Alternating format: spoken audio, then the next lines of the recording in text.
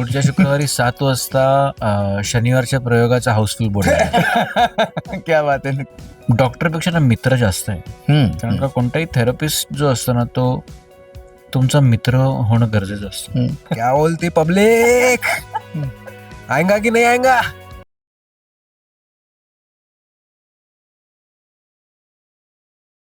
नमस्कार मित्रांनो, मी गणेश आचवल स्वामी कृपा क्रिएशन्स या युट्यूब चॅनलमध्ये तुम्हा सर्वांचं मनपूर्वक स्वागत करतो. निमित्त आहे एका नव्या कोऱ्या मराठी नाटकाचं. पुढच्या शुक्रवारी 7 वाजता.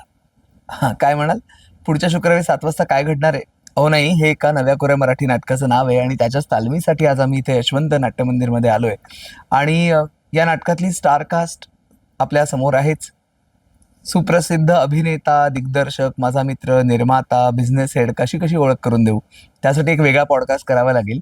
सतीश राजवाडे माझ्यासोबत आहे. नमस्कार. मुळात अनेक वर्षांपासून जिचा अभिनय आपण बघत आहोत आणि जिला मी अनेक वर्षांपासून ओळखतोय, त्यामुळे अहोजाव करणार नाही. चैत्राली गुप्ते आज इथं आहे. आणि या नाटकाचा लेखक आणि नाटकातली प्रमुख व्यक्तिरेखा साकारणारा कलावंत सुदीप मोडक माझ्यासोबत आहे. सर्वप्रथम अभिनंदन तिघांचंही. आणि मला आधी सतीशला प्रश्न विचारायचा आहे की मुळात एवढ्या सगळ्या जबाबदाऱ्या डोक्यावरती असताना नाटकामध्ये वेळ कसा काय काढतोस तालमीना? एवढी सगळी जबाबदारी आहे ना, नाटक ही तेवढीच हो, मोठी जबाबदारी आहे. बरोबर. आणि मला आभार मानायचे माझ्या चॅनलचे, ज्यांनी मला ह्या नाटकात काम करायला परमिशन दिली. कारण का खूप मोठी जबाबदारी हो, एक सांभाळतोय मी आणि त्याच्याबरोबर हे एक जबाबदारीचं काम. आणि त्याचा अर्थ असा आहे की मी ऑफिसमधून तालीम आणि तालीम नंतर जेमतेम जे झोपायचे तास आहेत ते घरी आणि मग परत ऑफिस आणि तालीम. So I want to thank my family also. Yes. My wife and my children, because हा फॅमिली टाईम मी देतोय तालमीला. सो पण त्यांना माहिती आहे की मला नाटकात काम करायला किती आवडतं. आणि ही हा अभिनय करणं किंवा नाटकात काम करणं ही कशी नाही म्हटलं तरी कुठेतरी माझी गरज आहे. सो आणि एकदा की तुम्ही ते मनात ठेवलं आणि इच्छाशक्ती असली की मग वेळ मिळतो. खरंय. पण मुळात पुढच्या शुक्रवारी 7 वाजता नेमकं काय घडणार आहे जे तुला डिस्क्लोज करायला आवडेल इथं? आम्ही बघितलंय पण मी सांगत नाही, ते तुमच्याकडनं येऊ दे, जे तुम्हाला सांगायचंय. पुढच्या शुक्रवारी 7 वाजता शनिवारच्या प्रयोगाचा हाऊसफुल बोर्ड आहे. क्या बात आहे. नक्कीच. ही मनोमन इच्छा आहे नक्कीच, प्रत्येक कलाकाराची, प्रत्येक दिग्दर्शकाची, प्रत्येक निर्मात्याची. पण ह्या नाटकात पुढच्या शुक्रवारी 7 वाजता किंवा दर शुक्रवारी 7 वाजता जे घडणार आहे ते फार महत्वाचं आहे. दर शुक्रवारी 7 वाजता असं नाव न ठेवता पुढच्या शुक्रवारी 7 वाजता हे नाव ठेवलंय, कारण का त्या नावात सुद्धा होप आहे. येस. जेव्हा आपण असं म्हणतो की उद्या भेटूया किंवा पुढच्या शुक्रवारी भेटूया, तेव्हा तुम्ही एक कमिटमेंट देता लोकांना. करेक्ट. की आपण नक्की भेटतोय. त्यामुळे आश्वासक नाव आहे.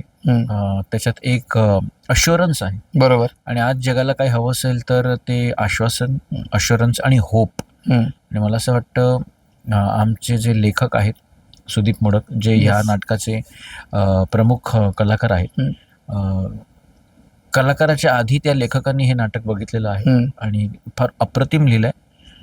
कारण आजच्या काळाची गरज आहे अश्युरन्स, होप आणि a lot of encouragement. So पुढच्या शुक्रवारी 7 वाजता ह्या सगळ्या खूप चांगल्या गोष्टी होणार आहेत आणि त्या सातत्याने दर शुक्रवारी होत राहतील. फक्त दर शुक्रवार आल्यानंतर तो पुढचा शुक्रवार ऑब्विसली क्रिएट होईल. बरोबर. त्यामुळे it's a present continuous figure of speech आहे. बरोबर. पुढच्या शुक्रवारी 7 वाजता. बरोबर. मी लेखकाकडे येणार आहे.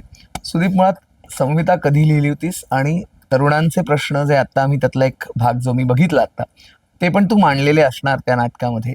नेमकी तुझी भूमिका काय आहे आणि स्वतःच काम करावं असं तुला वाटत होतं का दिग्दर्शकाने सांगितलं तू कर, का निर्मात्याने सांगितलं? माझी भूमिका नाटकात एक झोपडपट्टीतनं आलेला मुलगा आहे जो जिनियस आहे आणि पण तो त्याचं पोटेन्शियल अचीव्ह करू शकत नाहीये.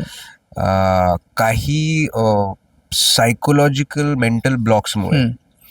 तर मला असं वाटतं की ह्याचा लार्जर इम्पॅक्ट किंवा ह्याचा लार्जर अर्थ असा असतो आहे की irrespective whether you are a genius or not, प्रत्येक मुलगा किंवा मुलगी एका वयात आपलं पोटेन्शियल अचीव्ह करू शकत नाही, कारण त्यांच्या मनात काही ब्लॉक्स असतात आणि हे ब्लॉक्स आईवडिलांशी डिस्कस करून तरी सॉल्व्ह होतात, किंवा कधी कधी थेरपी घेऊन सॉल्व्ह होतात, किंवा काहीतरी इन्स्पिरेशन मिळाल्याशिवाय आपलं पोटेन्शियल अचीव्ह करणं कठीण होतं. बरोबर. सो ह्या विषयावर ही मांडणी आहे या कथेची. म्हणून होप, इन्स्पिरेशन, पुढे जाण्याची ऊर्जा, ह्या सगळ्याबद्दल. आणि मला असं वाटतं की मी जेव्हा 20-25 होतो ना, मला खूप सगळे कंप्लेंट्स होते जगाशी, आई वडिलांशी, असतातच ना, आपल्या त्या वयाचं ते एक हे असतं. तर जेव्हा पुढे गेलो 30-35 पोचलो, तेव्हा मला जाणवलं की ते उगाच होते. ते त्या वेळी असतात, पण ते वयाचं असतं ते. आणि म्हणजे आई वडील चुकीचे होते किंवा जग चुकीचं होतं असं नाहीये, पण त्यावेळी बिकॉज आपण एका मेंटल स्पेसमध्ये असतो. परत काय असतं ना, आई वडील कुठे ना कुठेतरी नाळ त्या वयात तुमच्याशी कट करत असतात, कारण त्यांची अशी इच्छा असते की पुढे जाऊन त्या मुलाने स्वतःच आयुष्य जगावं. खरंय. पण ती एक खूप लोनली स्पेस क्रिएट करते मुलांच्या. तो जेव्हा काळ येतो ना, जेव्हा आई वडिलांची साथ कमी होत जाते आणि पुढे स्वतःच मार्ग शोधावा लागतो. जनरेशन गॅप म्हणा, किंवा त्या स्पेस बद्दल पण आहे की माझं जे पात्र आहे ते लॉस्ट आहे. तो जिनियस असला तरी त्याचा उपयोग काय, तो करणार काय त्याचं. आणि कुठेतरी त्याला असं वाटतं की आता चैत्रालीचं कॅरेक्टर मला पुढे एक खूप मोठी ऑपॉर्च्युनिटी द्यायचा प्रयत्न करताय, पण तो ती घ्यायला तयार नाही. तर चैत्राली मला डॉक्टरांकडे घेऊन जाते, म्हणजे सतीश सरांच्या कॅरेक्टरकडे घेऊन जाते, आणि ते ब्लॉक्स कसे सॉल्व्ह करून कसं माझं पोटेन्शियल पर्यंत मला पोहोचवलं जाईल, ही त्या नाटकाची जर्नी आहे. ओके, चैत्रालीकडे मी येणार आहे. मुळात चैत्राली, मला आठवतंय की आपण जेव्हा सावित्रीबाई फुले मालिकेच्या सेटवर भेटलो, तेव्हा मी तुला म्हटलं होतं की रंगभूमीकडे कधी वळणार, आणि मग हा योग कधी कसा जुळून आला? बापरे, खरं तर तेव्हा डोक्यातही नव्हतं. म्हणजे मला नाटक खूप वर्ष करायचं होतं, पण वेळेचं नियोजन नव्हतं, वेळ नव्हता माझ्याकडे.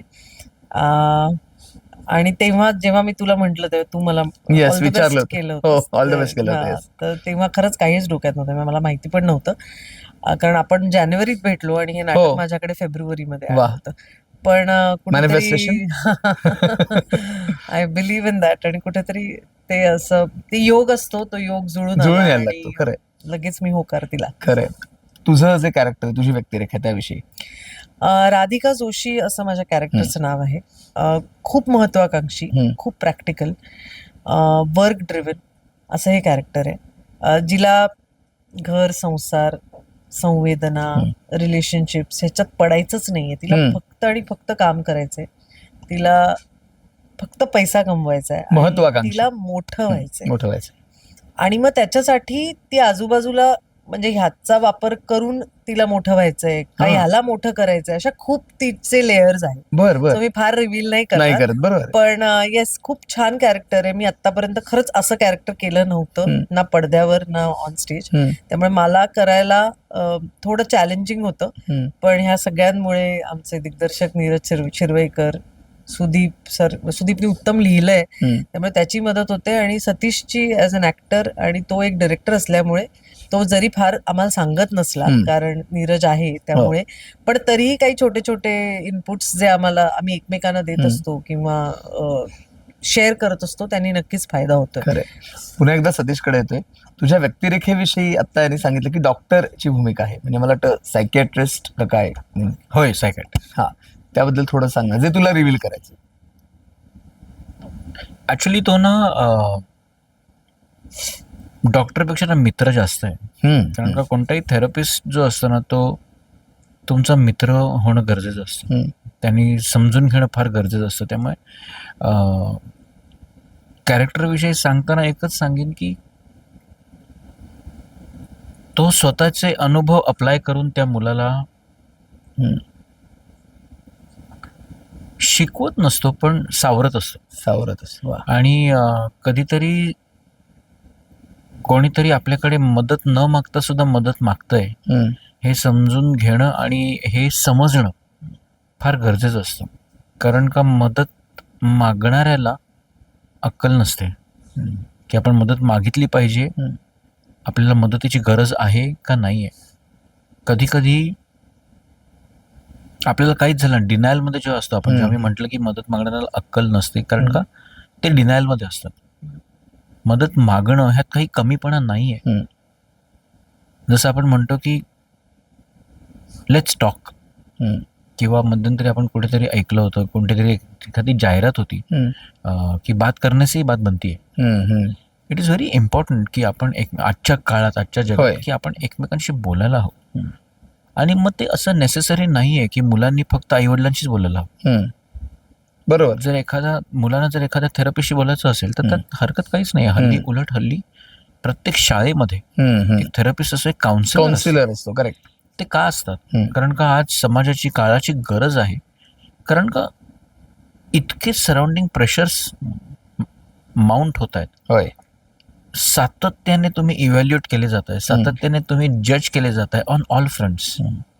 मग ते सोशली असो किंवा सोशल मीडियावर असो, किंवा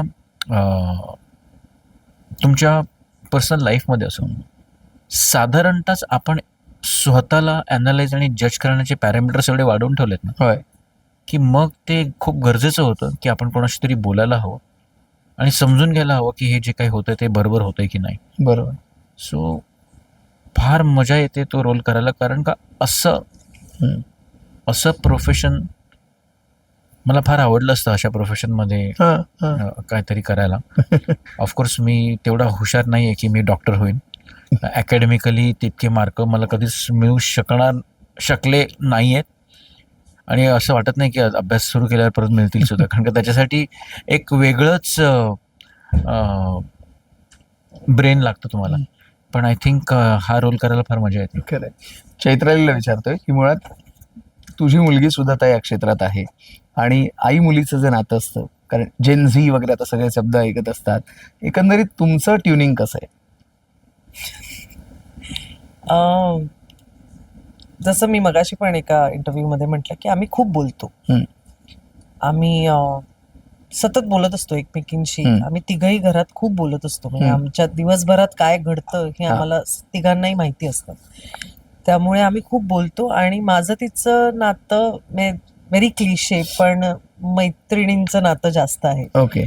म्हणजे तिच्याविषयीची काही एखादी जरी गोष्ट मला माहित नाही असं नाही. फार क्वचित होतं. म्हणजे फारच रेअरली की तिला मला काही सरप्राईजच द्यायचंय तर ती मला ते सांगत नाही, पण otherwise I know everything. Good. त्यामुळे आम्ही बोलतो. आमच्या घरात प्रचंड सगळे संवाद आहे. सो बेसिकली आमचं तिघांचंही आम्ही तिच्याशी आमचं नातं हे मैत्रिणीचं आणि मित्राचं, म्हणजे लोकेशचं मित्र आणि माझं मैत्रिणीचं नातं, आणि आम्ही ते मेंटेन केलंय गेली अनेक वर्ष.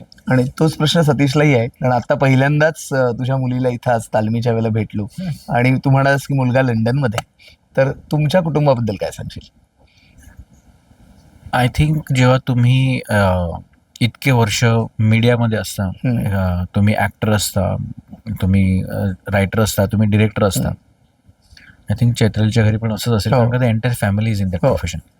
तेव्हा तुमच्या घरी विषय तेच असतात, स्क्रिप्ट, ऍक्टिंग, किंवा एखादा शो बघितला तर त्या शो मध्ये डिरेक्शन कसं झालंय, आणि त्याची लाइटिंग काय सुपर्ब आहे. आय थिंक डॉक्टर्स फॅमिलीज मध्ये मेडिसिन डिस्कस केलं जात असेल, आर्किटेक्ट्स फॅमिलीमध्ये ड्रॉइंग आणि स्केचिंग डिस्कस केलं जात असेल. तसं ह्या इंडस्ट्रीमध्ये असल्यामुळे आमच्या घरी, जसं मी मगाशी चैत्रालीबद्दल पण बोललो, may be tomorrow when Sudeep will also have children, कारण का त्याची बायको सुद्धा एक accomplished I think Kathak dancer आहे.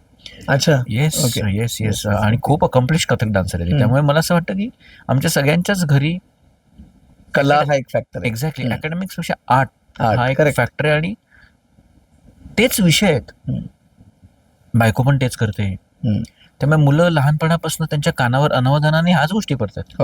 स्क्रिप्ट आली का, अरे तो सीन, अरे मग एडिट मध्ये जाऊन ते गेलंय का, बरं ठीक आहे, बीजीएम केल्यानंतर येतो. त्यामुळे त्यांना तसेच संस्कार झाले, त्यांना तो बाळकडू मिळालेला आहे. त्यामुळे आय थिंक ते ऑर्गॅनिकली होतं. खरंय. जाता आता अगदी शेवटचा प्रश्न म्हणजे, तुमच्या या नाटकासाठी तुम्ही लोकांना अपील करा की नाटकाला प्रतिसाद द्या. पुढच्या शुक्रवारी 7 वाजता हे आमच्या नवीन कोऱ्या करकरीत नाटकाचं नाव आहे, जे शनिवारी ओपन होतं. पण दर शुक्रवार, शनिवार आणि रविवार तुमच्या सगळ्यांच्या प्रेमाने आणि तुमच्या सगळ्यांच्या प्रतिसादांनी ह्याचे भरपूर प्रयोग होऊ देत. असे कलाकार म्हणून, अभिनेता म्हणून, अभिनेते म्हणून आमची सगळ्यांची खूप इच्छा आहे. त्यामुळे असंच प्रेम करत राहा, because entertainment is a responsibility and we promise to be responsible. आणि सुदीपने त्याच्या स्टाईलमध्ये आवाहन केलंस तर मजा येईल. म्हणजे सुदीपच्या का? हा, मी नाटकातल्या कॅरेक्टरच्या. क्या बोलती पब्लिक, आएगा की नहीं आएगा? मजा आएगा. अगर आएगा तो पक्का गॅरंटी अपना पुढच्या शुक्रवारी 7 वाजता या, क्योंकि बहुत हार्ड आहे आपण. क्या बात आहे. त्यामुळे उत्सुकता वाढली असणार. नक्की बघूया पुढच्या शुक्रवारी 7 वाजता तुमच्या जवळच्या नाट्यगृहात. आणि चॅनलला सबस्क्राईब करा. धन्यवाद. थँक्यू. Yes.